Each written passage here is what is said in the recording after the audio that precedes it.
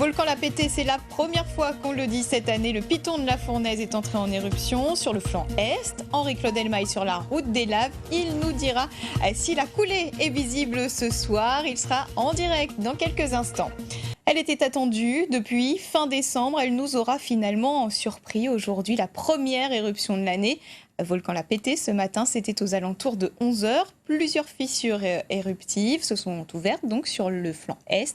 La coulée se situe à 1700 mètres d'altitude. On fait le point avec Laurent Pirotte et Jacques Payette qui se sont rendus à l'observatoire. C'est à 10h50 ce matin que la fournaise s'est réveillée. Sur ces images filmées depuis un hélicoptère, on peut distinguer une coulée d'1,4 km sur le flanc est. Les scientifiques de l'Observatoire volcanologique vont identifier plusieurs fissures éruptives, beaucoup recouvertes par des coulées de lave. C'est ouvert depuis à peu près le sommet du volcan jusqu'à 2000 mètres d'altitude, où il y a plein de fissures en échelon qui sont ouvertes et qui émettaient ce matin, enfin cet après-midi, des petites fontaines de lave, des débits assez faibles finalement. Des coulées par contre qui peuvent paraître impressionnantes puisqu'on a des pentes qui sont fortes dans ce secteur-là. Et un front de coulée qui était figé en début d'après-midi. 1800 mètres d'altitude.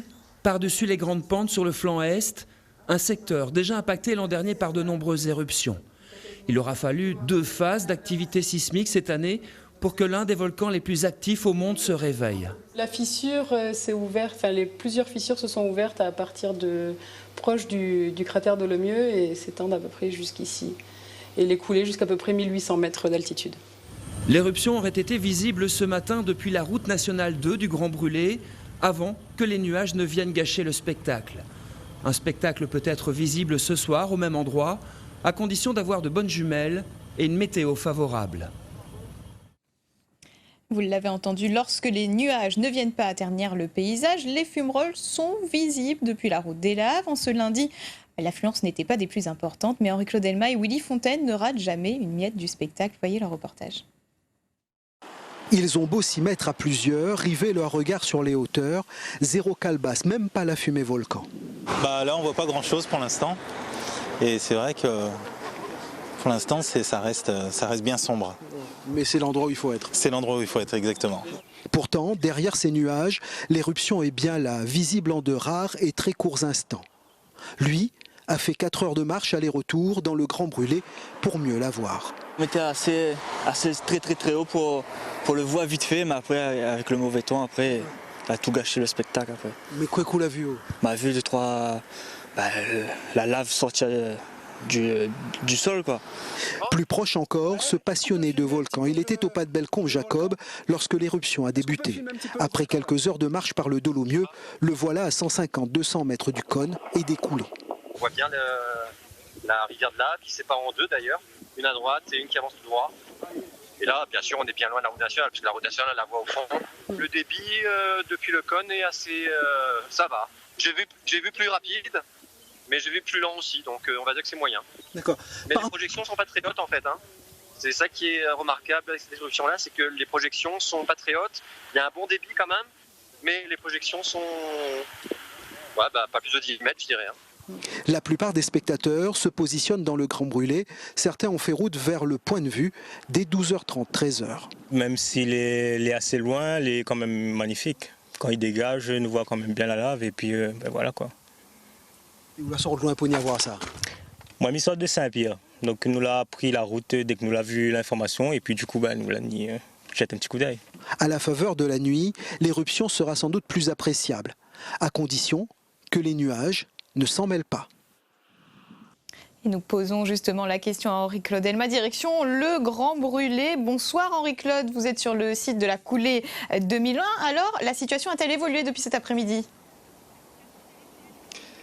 Bonsoir Christelle, en fait vous avez de la chance parce que depuis à peu près 5-7 minutes, le volcan, l'éruption est à nouveau visible. Alors partiellement on voit bien ce voile qui se situe juste au niveau du cône éruptif, un petit peu sur la gauche, mais on distingue quand même le cône éruptif en haut avec la lave qui descend et puis le front de coulée. On ne le voit pas franchement, mais on le devine puisque c'est plutôt sur la gauche avec des fumerolles.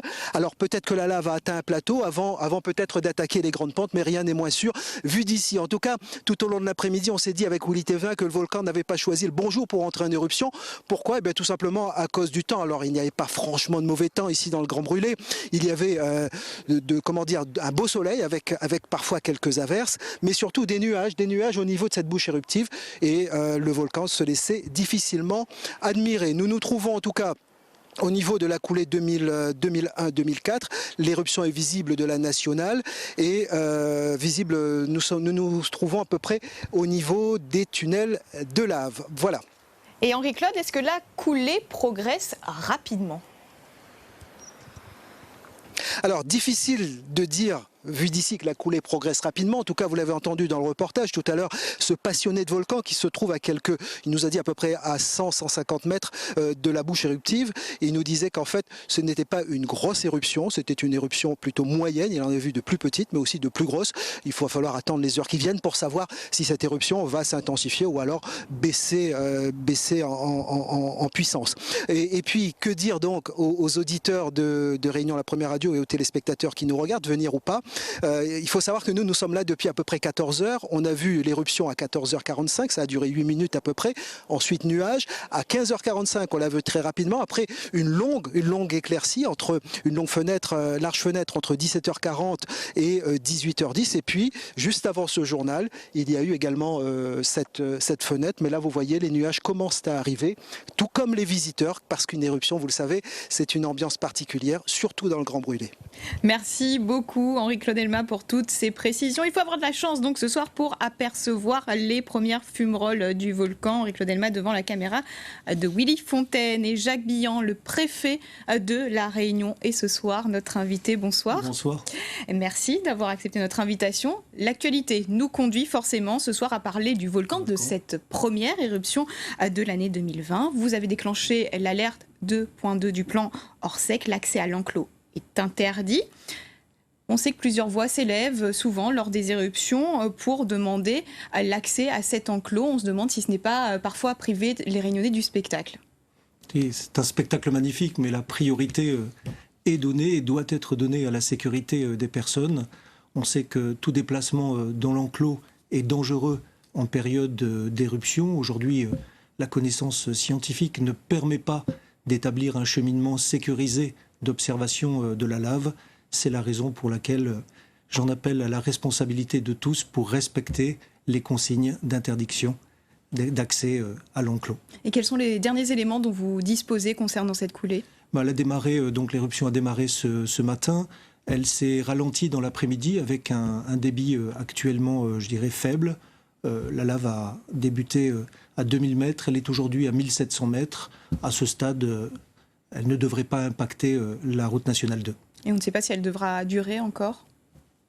On le verra et je dirais on suit bien sûr l'évolution du phénomène heure par heure en lien avec l'Observatoire. Merci Monsieur le Préfet pour cette première intervention qui vient donc clôturer notre page sur le volcan. Et on se quitte évidemment ce soir sur des images du volcan. Le piton de la Fournaise est entré en éruption en fin de matinée. La coulée se situe à 1700 mètres d'altitude. Elle est visible selon la météo depuis la route des laves et nos journalistes nous apprennent qu'il pleut actuellement sur le secteur. Quoi qu'il en soit, bon spectacle, à demain.